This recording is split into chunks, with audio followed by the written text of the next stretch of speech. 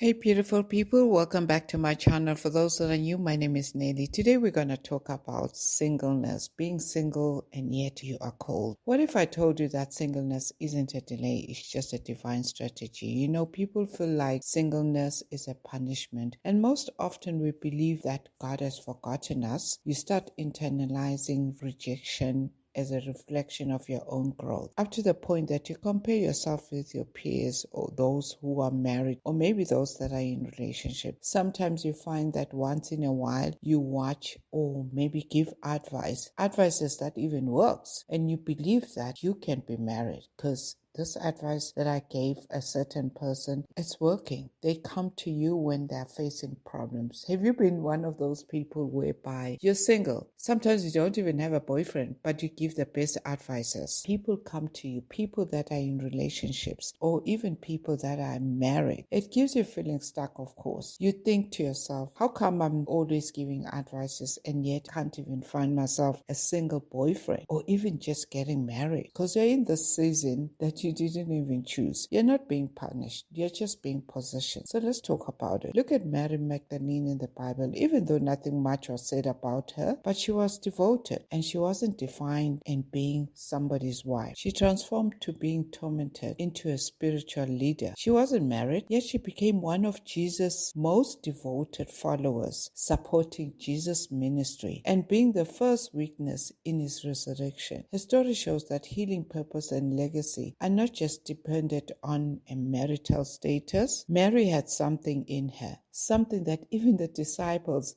they didn't understand. It is that instance that most people have today. Mary Magdalene was the one that Jesus introduced in Luke 8 verse 2, the one that they had to cast 7 demons from her. And even after Jesus had departed, the disciples were fearful. They didn't understand why Jesus confided in her as being the only woman or being the woman. But she still raised up to comfort them and shared a vision. This portrayed that she was a teacher and a guide. She had direct access to Jesus, and I'm sure other men, including the disciples, didn't like that, her being a woman. And sometimes you can be put in that position too, where your singleness isn't a curse, it's just a calling. So embrace it. Let's not forget about Paul, who said singleness is a gift too. I know you want to be married and have a husband and children, but have you thought that God is protecting you through singleness? Because you think this is a normal life, and yet this person that you want to get married to wasn't meant to be your husband, up to the point that you become so miserable in that marriage. Instead of moving forward, you move 10 steps back. And those people around you that have kingdom spouses that were chosen by God are flourishing with their life. But your life is just not moving forward. Instead, you become the provider. You're the one providing for the husband,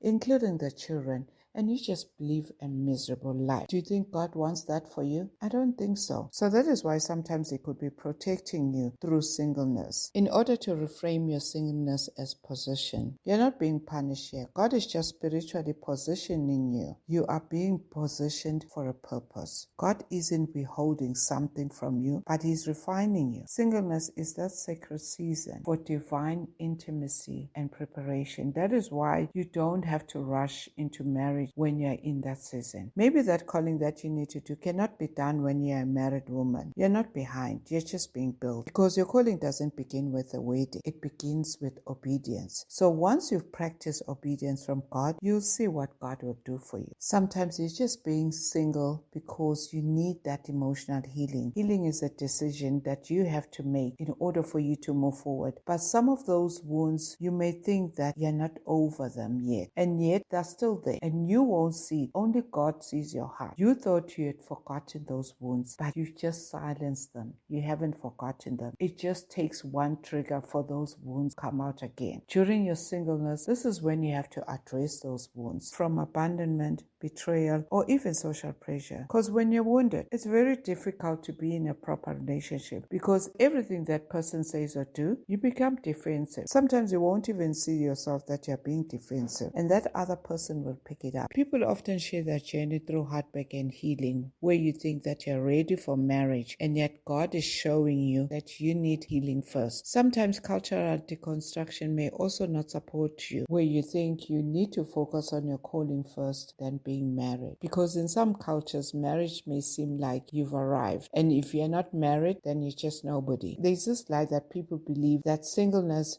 means you're not enough. Let me tell you, girl, you've already been chosen, and you know who you are. You are just enough. Don't let people around you believe that you're not enough. That is why many people think that marriage is the final destination, and you begin to idolize marriage without even realizing it, instead of trusting God. I know in some cultures, after graduation, this is when you're asked, when are you getting married? Because they believe after graduation, you need to be married to become someone's wife. But what if your calling is the destination and it's not found in being married? It's not found in being somebody's wife. I understand marriage is a gift, but your calling is internal. So focus on that for now and wait for God's timing. So women, I know that you may feel unseen or unworthy because you are single. You feel uncomfortable or misunderstood, especially when you've been praying for marriage for years, but you're still single and you don't understand why. You're not waiting to be chosen. You've already been called.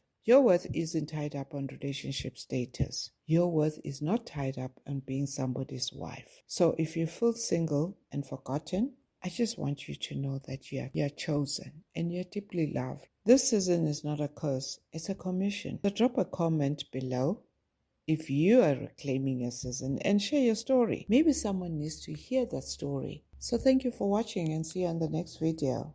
God bless you.